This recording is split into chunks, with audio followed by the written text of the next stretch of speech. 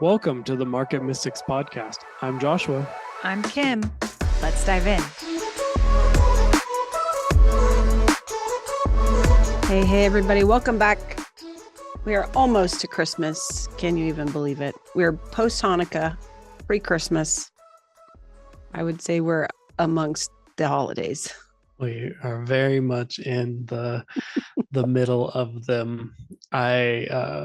My photo memories from today was lighting the last Hanukkah candle. So last year, today was the last day of Hanukkah.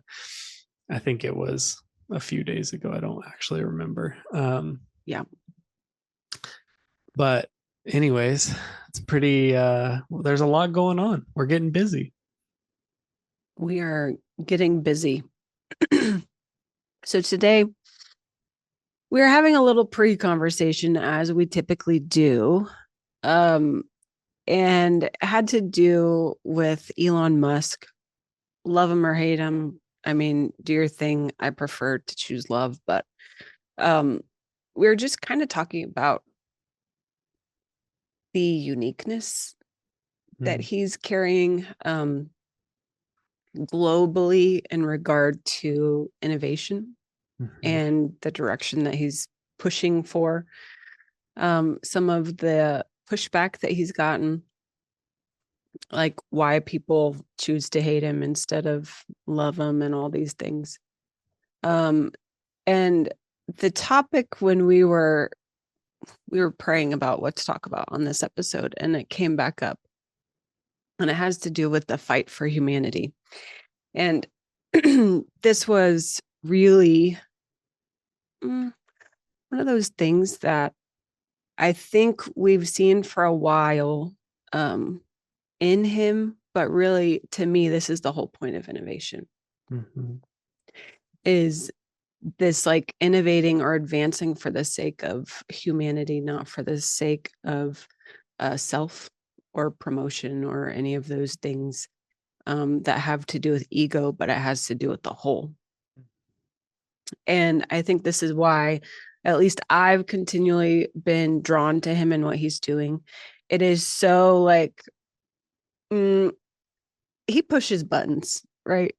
Sure, like he tends to be a little abrasive to those who are satisfied with the status quo. But I almost think that's what you need in an innovator.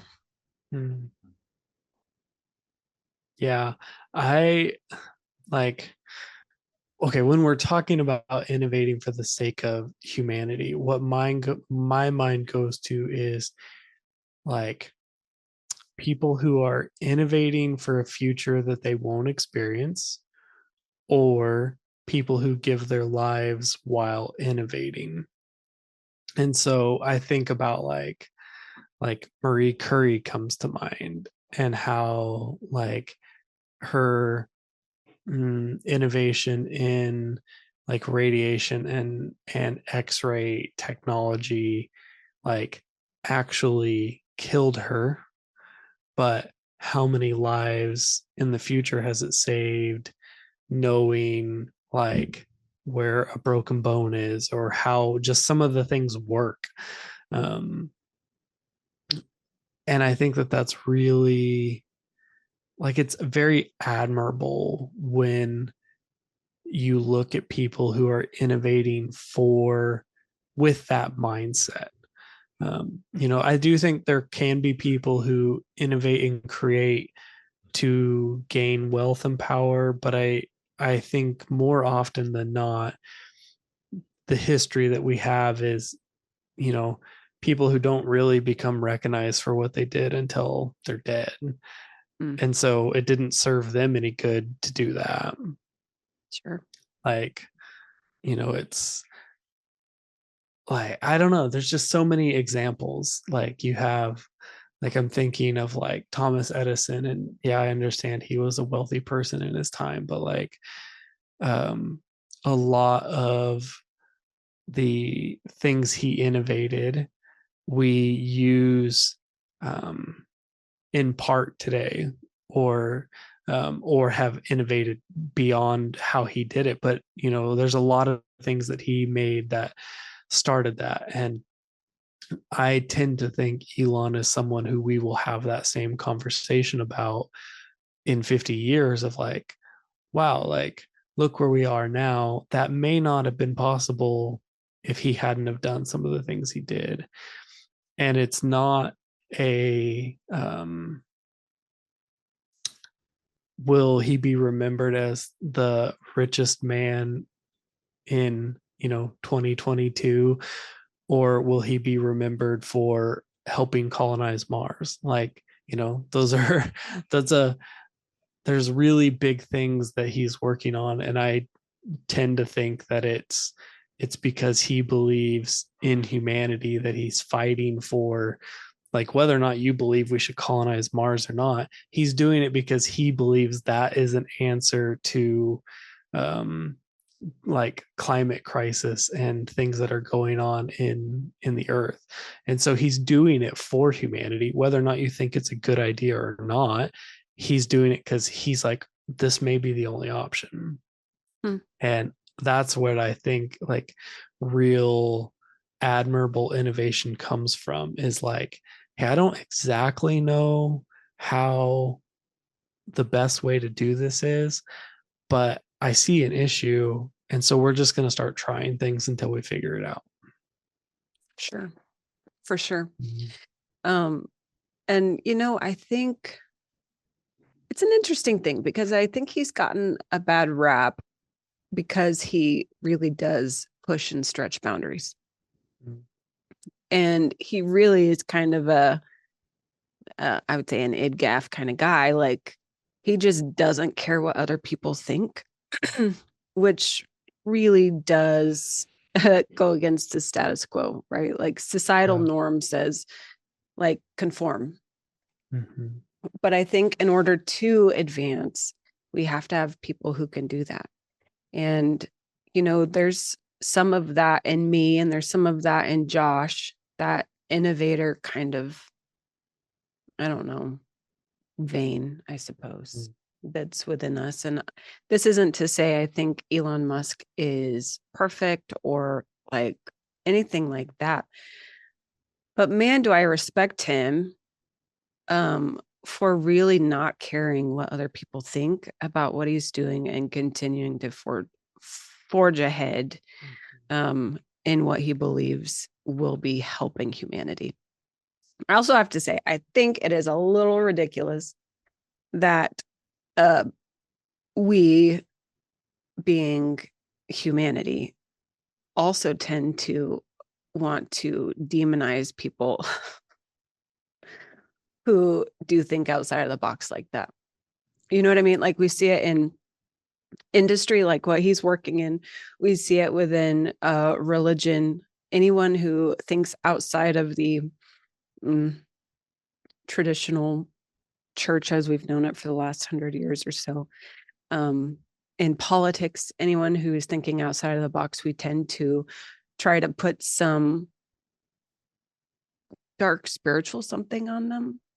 When it's interesting, because I truly believe that innovation can only come from the Father, right? The Creator. And we get so stuck in what we know and what we can wrap our head around, that anything outside of the box feels like darkness, or it can seem like darkness. And so then we try to say that it is, so that we don't have to deal with it. But I truly believe that the Father's ever expanding. And I don't think he's ever done creating. And I don't think he's ever done creating through us. And I guess I'm just saying, I think it's a huge misstep to just assume that anything away from the norm, or what has been established as the norm before us, is bad, or that it has to be evil, or it has to be from Satan. Mm-hmm. Like, I just think it's stealing some of the power away from the only one who can create. The other thing that's coming to my mind is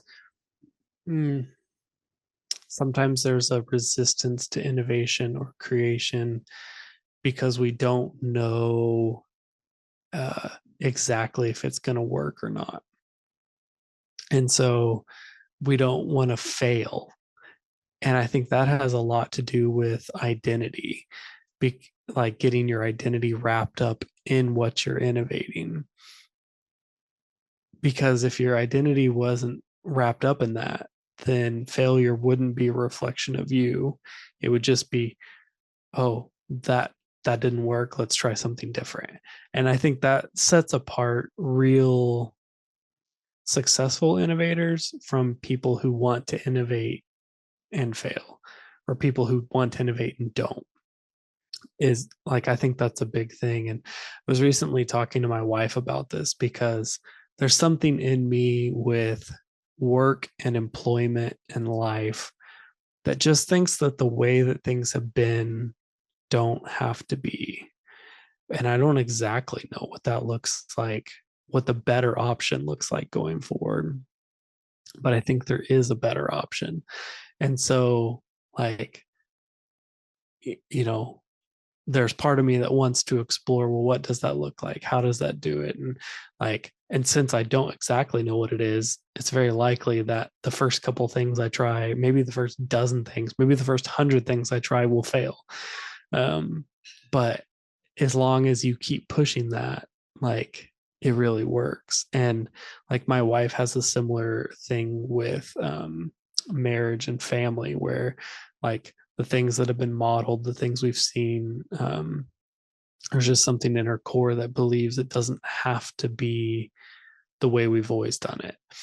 And I think that it's really important, like, mm, to have your identity rooted um, in the correct place, so that you can go out and try things that have never been done before, um, or try things that have been done before, but in a different way.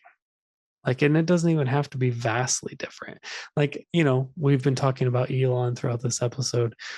Like with Tesla, there were other electric car companies. It wasn't that he created something that was never done. He didn't even create Tesla. Like, it was already a car company and he stepped into managing it. Like, it's like all he did was see potential somewhere in somebody doing something that was different than what had been done, and put his energy and time and resources into that. And I think that's what we have the opportunity to do in life, is to find areas to innovate, to find areas to create, to find areas to partner with the Father to bring advancement to humanity. So good. I think that's the challenge, though. Going back to what you were saying, is getting ourselves unwrapped, or getting our identities unwrapped from the potential success or failure of whatever it is that we're working on, or whatever it is that we're helping to co-create. Because I think, just like what we talked about in the beginning, that's the difference. And you said it too, Josh, like, when you get yourself wrapped up in it, and like the success or failure becomes you, then I would say that we get away from fighting for humanity and the advancement of society to fighting for the self and for the advancement of this being. Yeah. You know what I mean? And when we can do exactly what you're saying, unwrap our identities from being tied up in that, then we get to see this simple subject, or this simple creation, advance regardless of whether we feel worthy or not. You know what I mean? I think your identity has to be rooted somewhere much more stable than an innovation. Because like you said, things are going to fail. History has shown, with all of the great inventors and innovators, that many things fail before they succeed. Right. And I think we have to be ready for that. And we have to not decide that we are the failures, if our first attempt doesn't work, or if our first 80 attempts don't work. I think even And rephrasing failure, like, what even is failure? Like, is it possible to actually fail? point. I forget his name. Do you know the guy who does garage sailing, like on the internet? It's like real big for doing garage sales. Mm-mm. Man, I feel silly that I can't think of his name because like I know it and he's somebody. But um I heard him say one time the only time you can fail in something is when you die. Hmm. Because any like he just doesn't look at anything you do as a failure. It's just all learning opportunities for growth. Did that work? Nope. Okay, let's adjust, fix, try again. Did that work the way we wanted it to? Nope, adjust. And I like that mentality, I Yeah, think is amazing. sure. Mm. Yeah, I almost think maybe failure is what you succumb to when you stop trying, Mm. right? So as long Yeah. as you're continuing to try, there is no failure, right? Because you're still in the attempt. But as soon as you stop, then you've either like succeeded or failed. Mm. But even then, that would change the definition of success as well. You know what I mean? So, do you have success if you're continuing to do it? Or do you have failure if you're continuing to do it? So, it almost makes me wonder, like, are success and failure both dependent upon the ceasing to try? Mm. What do you Yeah. think? I think that like ceasing to try is really important because it's really not about whether or not it works the way you want it to or not. Even if it works the way you want it to, if you just set it aside and move on, like, is that also a form of failure? Like, I don't know. Like that's yeah, I think that's an interesting way to phrase failure is just like the giving up, the ceasing to try. And it Mm, makes me think of like, our interview with Tommy Miller where he defined death as an environment of decay. yeah. Like it it actually broadens it from instead of just being like your last breath on this earth, it broadens it to all these other areas. And um yeah, I think that in the same way that he redefined that for me, like redefining failure is also just as important. Yeah. I almost see them coinciding a little bit just in that. Let's say you're trying, I don't know what you're trying to do. You're trying to innovate something, right? Yeah. For the sake of Elon, maybe it's electric batteries, like electric car batteries, right? But it's almost like once you get to the point where it works and you can call it a success, if you walk away from it, then immediately that state of decay will start working on it, even though it was a success when you walked away. But if you're continually working on it, even if it is working how you wanted it to, like to continually work to improve it or to broaden it or expand it in some way or another, it's putting life on it. And so then it doesn't have the opportunity to get into that state of decay and start deteriorating. So success or failure kind of doesn't matter because it's continually in this cycle of being worked on. Yeah. I think about Josh, we've met this guy. He's local, like completely surprised to meet him. And he's like this inventor extraordinaire, Yeah. right? He has all of these things. And he was working on this different fuel source. And he's been working on it for years. And it was so interesting because I got the opportunity to go to his office and meet with him in person. Super fascinating man, like just kind, humble, fascinating, right?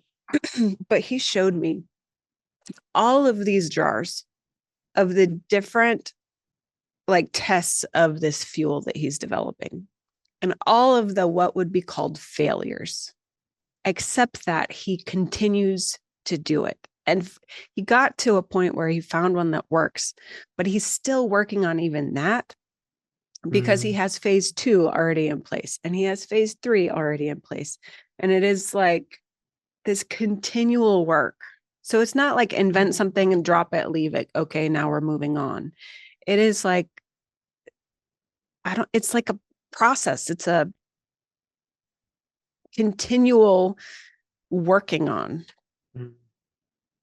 you know? Is that what innovation is? I think that might be what innovation is. Yeah. I mean, I think about like, and I could get these wrong, but like, I think WD-40 came because there was 40 attempts before they found one that worked. Like, I mean, I know there's others that are like Heinz that. 57 was I like was that. I was thinking Heinz 57, yeah. Mhm. But it's like, man, how many times would we stop on WD2? Right. Like, Like, I guess this idea isn't going to work. yeah. It's like, no, there's got to be a better way to lubricate anything. Like, I saw a flow chart one time and it was like, um, at the top, it was like, or I guess at the bottom, it was like, do you use WD-40 or duct tape? And then it was like, does it move? Should it move? Like, do you want it to move and it shouldn't move? Like, or does it move and it should not move? Use duct tape. Does it move and or does it not move and it should move? Use WD-40. Like, That's funny. it's just, but I think things like that are really interesting where it's like examples of people who tried and tried and tried and tried and tried and tried and tried and tried and like, especially when I think of like the entrepreneur mindset or innovation, like that's what sets people apart, is whether or not you gave up after the first, second, third, fourth, fifth, sixth, seventh, eighth, ninth, 10th. Like, did you make it to try number 40? Yeah. Yeah. I just keep thinking of the saying that is like, no need to reinvent the wheel, except that I think the innovation is constantly reinventing the wheel. So it is taking the foundation that is the wheel and building upon it, right? And then what is the next iteration and taking that as the foundation and building upon it. And that is what innovation is. So it is not, it's almost like invention is like one and done, right? Here's the thing, end of sentence, we're done. Here's the thing. And innovation is, here's the thing, how can we keep advancing from there? And then here's the next thing, and how can we continue to advance from there? And I think maybe that's the difference in mindset. Yeah.